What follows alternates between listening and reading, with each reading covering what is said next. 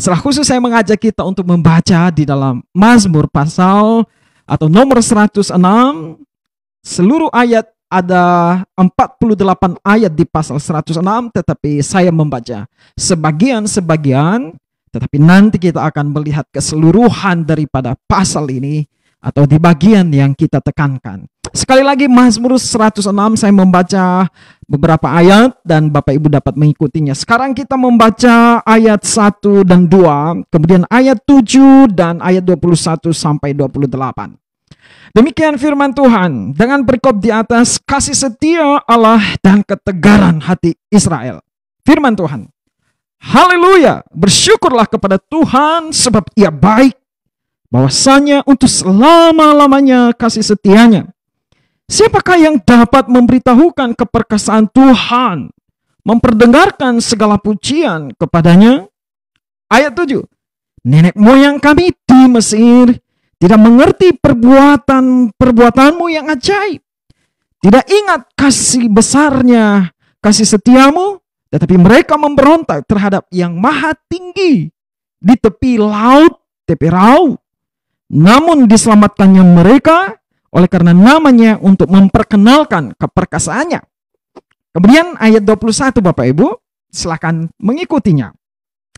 Mereka melupakan Allah yang telah menyelamatkan mereka, yang telah melakukan hal-hal yang besar di Mesir, perbuatan-perbuatan ajaib di tanah Ham, perbuatan-perbuatan dahsyat di tepi laut Teberau. Maka ia mengatakan hendak memusnahkan mereka, kalau Musa orang pilihannya tidak mengetengahi di hadapannya untuk menyurutkan amarahnya, sehingga ia tidak memusnahkan mereka. Mereka menolak negeri yang indah itu, tidak percaya kepada firman-Nya. Ayat 25.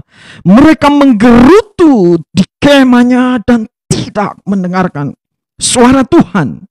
Lalu ia mengangkat tangannya terhadap mereka untuk meruntuhkan mereka di padang gurun dan untuk mencerai berikan anak cucu mereka ke antara bangsa-bangsa dan menyerahkan mereka ke pelbagai negeri. Puji Tuhan Bapak Ibu, itu bagian yang kita baca di Mazmur 106. Tema kita malam hari ini yaitu perlukah menggerutu? Sekali lagi, perlukah menggerutu? Bapak Ibu, sebelum kita masuk dalam poin-poin perenungan kita malam hari ini, saya membaca satu catatan seorang pemudi yang mau dan melakukan tindakan bunuh diri. Seorang putri ini Bapak Ibu, pemudi ini, dia begitu kecewa dengan kehidupannya karena dia tinggal sendiri di kota besar yang mana orang tuanya kurang memperhatikannya dan pasangannya juga sedang bermasalah dengan dia. Dan dia begitu kusut pemikirannya dan dia kemudian mengambil keputusan untuk bunuh diri. Dan ada catatan Bapak Ibu yang kemudian kita temukan atau ia tulis dalam catatan hariannya. Bagaimana mungkin dia bisa menulis? Kita akan lihat nanti. Judul catatannya adalah ketika saya loncat dari jendela kamarku. Rupanya dia melompat dari lantai 10 dan dia mengurutkan, dia berkata begini. Kulihat pasangan serasi di lantai 10 sedang saling berkelahi dan saling memukul. Di lantai 9 kulihat Lucy yang selalu tangguh dan ceria sekarang menangis dan meraung. Di lantai 8 kulihat pasangan kekasih yang serasi sedang saling mencekik dan bertengkar hebat karena pacar laki-laki kedapatan menelepon mantan kekasihnya. Si Joni di lantai 6 yang pengangguran sedang mencari pekerjaan di internet. Di lantai 5, Morris sedang meminum obat antidepresi. Pak Solihun di lantai 6 yang terkenal soleh sedang menjajal pakaian dalam istrinya. Di lantai 5, di lantai 4, di lantai 3, lantai 2, semua masing-masing orang yang dan keluarga yang kulihat memiliki pergulatan kehidupan yang dahsyat dan berbeda-beda. Setelah melihat semua yang kusaksikan tadi, barulah aku sadar bahwa hidupku tak seburuk yang kuduga. Orang yang tadi kulihat, sekali lagi, orang yang tadi kulihat, sekarang menyaksikan aku meluncur dari lantai 10 teras, meluncur sampai ke bawah. Setelah mereka menyaksikan semua yang mereka lihat tentang aku, mereka baru sadar bahwa hidup mereka tak seburuk yang mereka sangka. Sebelum semuanya terlambat, aku bersyukur karena saat meluncur ke bawah, ada badan penyelamat telah mengantisipasi sehingga saya mendarat di atas matras sehingga nyawaku tidak melayang. Bapak Ibu, ini adalah sebuah catatan harian seorang pemudi yang coba bunuh diri. Dia kira hidupnya begitu memprihatinkan, tetapi saat dia melihat orang-orang di lantai 10, 9, 8 sampai ke bawah, ternyata hidupnya tak seburuk dari yang dia sangka. Itu luar biasa Bapak Ibu. Perlukah menggerutu? Apakah saudara menggerutu hari ini? Apakah kejengkelan saudara hari ini berhasil untuk menangani rasa pergumulan? Begitu banyak hal buruk terjadi pada orang lain, dan dalam begitu banyak keadaan, sesungguhnya keadaan saudara jauh lebih baik. Banyak dalam hidup kita memikat mata, tetapi sedikit yang memikat hati. Kejarlah itu. Bapak Ibu yang terkasih, kita membaca di Mazmur 106 bagaimana bangsa Israel digambarkan oleh pemazmur dalam perjalanan mereka dari Mesir menuju tanah Kanaan. Ada begitu banyak mukjizat, keajaiban, kebaikan Tuhan, perbuatan-perbuatan Tuhan yang dahsyat. Tetapi itu tidak cukup untuk membuat mereka terpikat dan untuk selalu bersyukur. Lalu apa yang terjadi? Mereka menggerutu. Perlukah menggerutu? Bapak Ibu, apa yang membuat orang-orang bisa menggerutu? Mari kita melihat sebelum menjawab pertanyaan tema kita. Perlukah menggerutu? Dari banyak poin, hanya saya memilih 2 poin Bapak Ibu. Kenapa mudah menggerutu? Barangkali hari ini ada kita menggerutu kepada anak-anak, dalam pekerjaan, dalam hubungan kita dengan orang lain.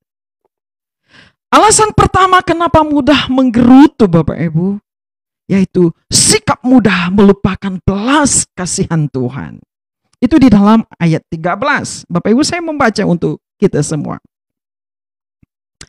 Tetapi segera mereka melupakan perbuatan-perbuatannya dan tidak menantikan nasihatnya. Bapak Ibu, apa yang memicu diri kita ini mudah menggerutu?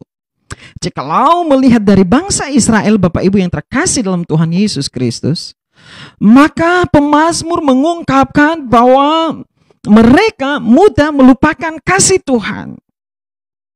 Baru saja mereka menikmati kebaikan Tuhan, menyaksikan mujizat telah terjadi di Mesir, sehingga Raja Firaun takluk dan membebaskan mereka. Tetapi sesegera itu juga mereka lupa. Mereka melupakan itu. Dan Bapak Ibu yang terkasih dalam Tuhan Yesus Kristus, saat mereka melupakan kasih Tuhan, mereka kemudian mudah gelisah. Bapak Ibu, melupakan kasih Tuhan akan menjadikan kita mudah gelisah dan mendorong mereka menyimpang dari firman Tuhan. Bapak Ibu, mereka juga, kalau kita melihat dari perjalanan bangsa Israel dari Mesir ke Kanaan, ke tanah yang dijanjikan oleh Tuhan, mereka seolah-olah seperti setiap hari ingin sampai di sana, ingin segera tiba di Kanaan. Mereka selalu bertanya, kapan kita akan tiba di sana? Dan ketika ketika mereka berjalan dari hari ke hari, dari tahun ke tahun, dan belum sampai ke tanah Kanaan, mereka menggerutu Bapak Ibu. Mereka tidak ingat kembali bagaimana Tuhan melepaskan mereka dari Mesir. Bagaimana mujizat dan keajaiban terjadi di depan mata mereka.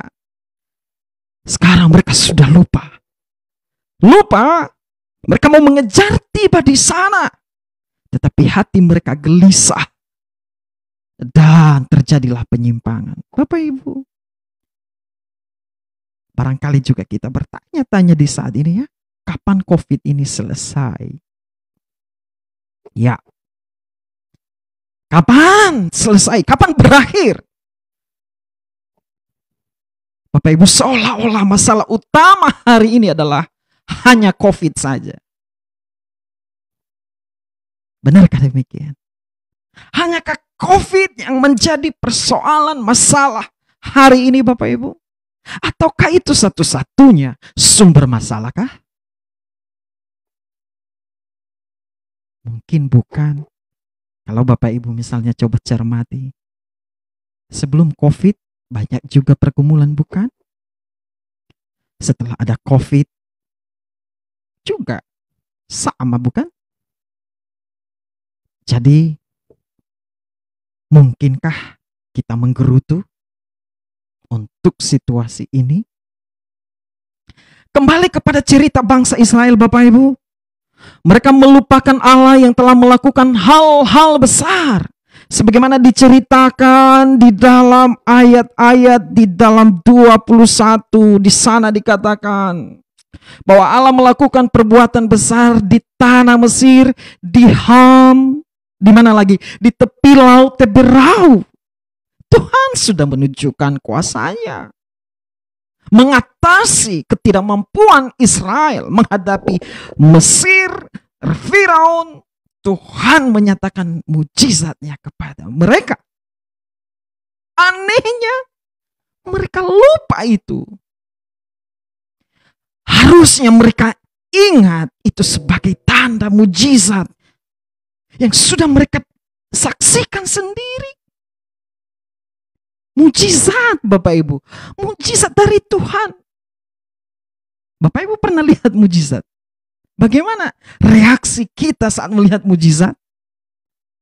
Waduh, pasti luar biasa bukan? Oh haleluya, ini tidak pernah terjadi. Tetapi ini saya saksikan sendiri di depan mata saya. Pasti kita begitu luar biasa bukan? Ini bangsa Israel Bapak Ibu yang setiap waktu melihat mujizat. Pada akhirnya kisah tentang mujizat, karya Tuhan itu seperti dongeng belaka pada akhirnya Bapak Ibu. Tidak berpengaruh, tidak berefek kepada mereka. Jadi Bapak Ibu, menggerutu itu disebabkan salah satunya adalah mudah melupakan kebaikan, kasih Tuhan di masa lampau. Bahkan hari ini. Bapak Ibu, kalau sebaliknya, kalau setiap waktu kita isi dengan ucapan syukur kepada Tuhan, masihkah ada tempat bagi menggerutu atau mengeluh? Jikalau Bapak Ibu kita tidak bisa bersyukur, atau jikalau saudara tidak bisa bersyukur untuk apa yang saudara terima saat ini, bersyukurlah untuk apa yang saudara tidak derita hari ini. Maka Bapak Ibu, itu akan menjadi terapi untuk tahu bersyukur dan tidak mudah melupakan kebaikan Tuhan. Menarik bukan? Jikalau tidak tahu bersyukur untuk apa yang kita sudah terima, maka bersyukur untuk apa yang saudara tidak derita, maka itu akan menjadi terapi bagi saudara dan saya untuk tahu kemudian bersyukur. Amin. Sikap mudah melupakan belas kasih Tuhan, itulah salah satu dari poin mengapa orang mudah menggerutu. Yang kedua Bapak Ibu adalah tidak mendengar nasihat. Sikap tidak mendengar nasihat itu di ayat 13 tadi Maka di sana dikatakan, tetapi segera mereka melupakan perbuatan-perbuatannya dan tidak menantikan nasihatnya. Tidak menantikan nasihat. Jadi Bapak Ibu, ini bangsa Israel dalam perjalanan. Dalam perjalanan mereka ada banyak persoalan pergumulan. Harusnya apa yang mereka nantikan untuk menghadapi situasi-situasi yang mereka hadapi? Mereka harus menantikan firman, bukan? Menantikan yang Tuhan perintahkan, yang Tuhan katakan, bukan? Tetapi apa yang terjadi Bapak Ibu? Mereka tidak menantikan Tuhan. Itu terjadi ketika Musa pergi di atas gunung Sinai dan bangsa itu menantikan Musa selama 40 hari. Lalu apa yang mereka kira? Mereka mengira Musa sudah mati dan tidak akan mungkin kembali. Dan apa yang mereka buat? Mereka buatlah patung tuangan yang terbuat dari emas. Rupanya Bapak Ibu tidak menantikan atau tidak mencari firman Tuhan sebagai petunjuk yang memberi jalan hikmat dan kebenaran akan membuat kita menggerutu. Mudah menggerutu.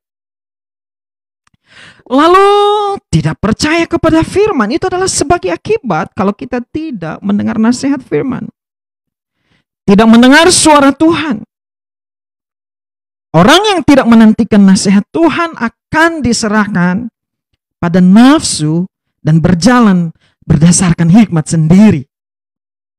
Ya, kalau firman tidak diperlu, maka apa dong yang menjadi penuntun orang itu?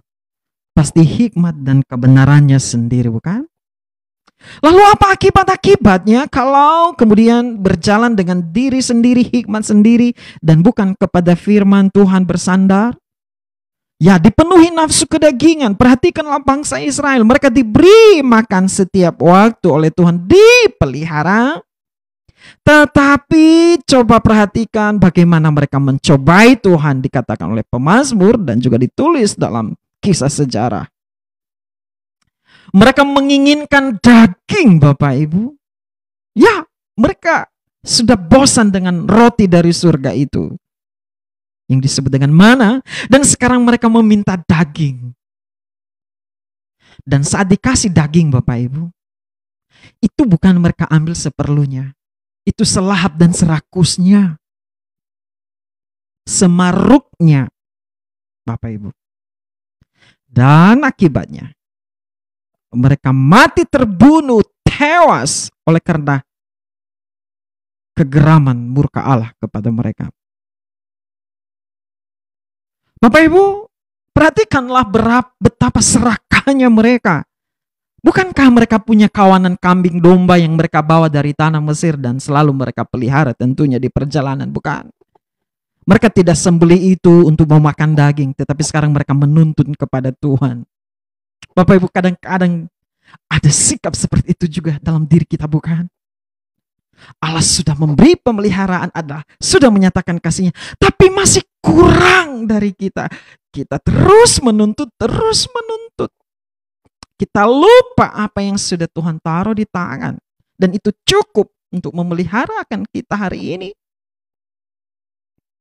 Maka tidak heran kalau orang tidak akan punya waktu lagi untuk mencari Tuhan, bukan?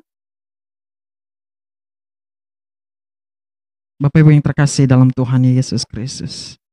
Akhirnya bangsa itu mencobai Allah. Dan mereka juga menerima penghukuman dari Tuhan.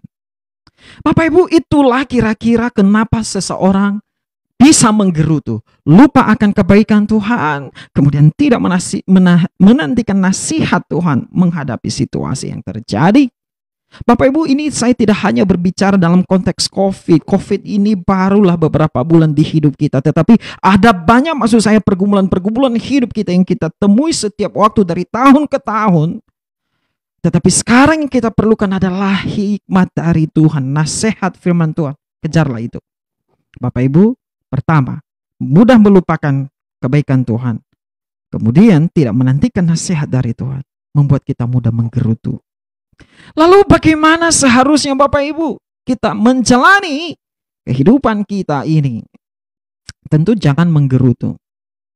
Berkeluh kesah di hadapan Tuhan, ya boleh. Tapi jangan menggerutu sehingga menimbulkan murka Allah. Bapak Ibu yang terkasih dalam Tuhan Yesus Kristus, bagaimana pada akhirnya kita menghadapi kesulitan yang mana kalau kita salah bisa saja membuat kita menggerutu. Maka mari kita lihat Bapak Ibu cara Tuhan menyertai bangsa Israel.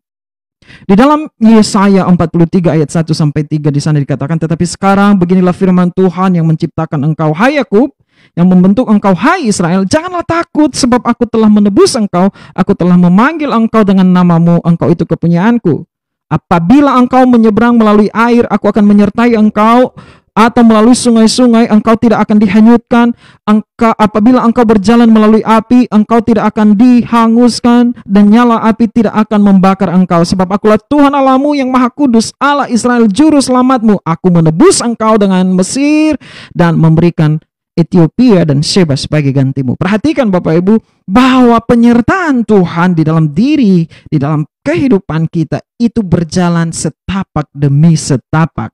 Sekali lagi, penyertaan Tuhan itu setapak demi setapak atau selangkah demi selangkah. Orang selalu menyalahkan keadaan yang membuat mereka seperti keadaan yang sulit sekarang. Dan mereka pun tidak percaya kemudian. Mereka yang berhasil di dunia, Bapak Ibu, adalah orang-orang yang berjuang dan mencari keadaan yang mereka inginkan. Dan jikalau mereka tidak mendapatkannya, mereka menciptakannya. Itu dikatakan oleh George Bernard Shaw. Bapak Ibu yang terkasih, dari ayat yang kita baca Yesaya 43 ayat 1 sampai 3, dan kalau kita bercermin bagaimana Allah menuntun bangsa Israel dari Mesir ke tanah perjanjian, maka perhatikan, Allah tidak membuka jalan sebelum kita tiba. Dia tidak menjanjikan pertolongan sebelum dibutuhkan. Dia tidak menyingkirkan rintangan sebelum kita menghadapinya. Namun demikian, ketika kita di ujung tanduk, tangan Allah siap terulur menopang kita. Banyak kali kita melupakan ini dan terus khawatir tentang kesukaran yang kita lihat di depan. Bahkan kita berharap Allah akan meratakan jalan berkilo-kilometer di hadapan kita yang belum tentu kita akan jalani. Penyertaan Tuhan itu selangkah demi selangkah, setapak demi setapak. Allah berjanji melakukannya selangkah demi selangkah. Kita harus menyeberangi air, kemudian kita menyeberangi sungai, kemudian kita melewati api. Di setiap langkah itu Tuhan beri penyertaan. Amin Bapak Ibu. Yesaya 41 ayat 13, sebab aku ini Tuhan Allahmu, memegang tangan kananmu dan berkata kepadamu, janganlah takut, akulah Tuhan yang menolong engkau. Bapak Ibu, perlukah menggerutu? Tidak perlu. Lalu apa yang perlu kita buat Bapak Ibu? Pastikan selalu dekat dengan firman. Hiduplah dekat dengan Tuhan dan ingat terus kebaikannya. Selalu ingat kebaikan Tuhan. Hiduplah dekat dengan Kristus, maka firman-Nya sebagai sumber hikmat akan mengalir di dalam diri dan jiwa, memenuhi setiap kita. Bapak Ibu yang terkasih dalam Tuhan, selalu ingat karya-karya Tuhan dalam hidup di masa lampau dan hari ini. Jikalau saudara sulit bersyukur dengan yang saudara terima, bersyukurlah untuk keburukan yang tidak menimpa saudara dan yang tidak Anda derita. Dan saya yakinkan saudara dan kita semua itu adalah terapi untuk dapat bersyukur. Dengarlah dia, dekat dengannya, ialah sumber hikmat bagaimana seharusnya menilai segala sesuatu dan bertindak menyikapi segala sesuatu. Penyertaan Tuhan itu setapak demi setapak, bukan gelondongan atau seperti sebuah royongan, maka selalulah dalam penyertaannya. Bapak Ibu yang terkasih dalam Tuhan Yesus Kristus, kita sudah belajar malam hari ini.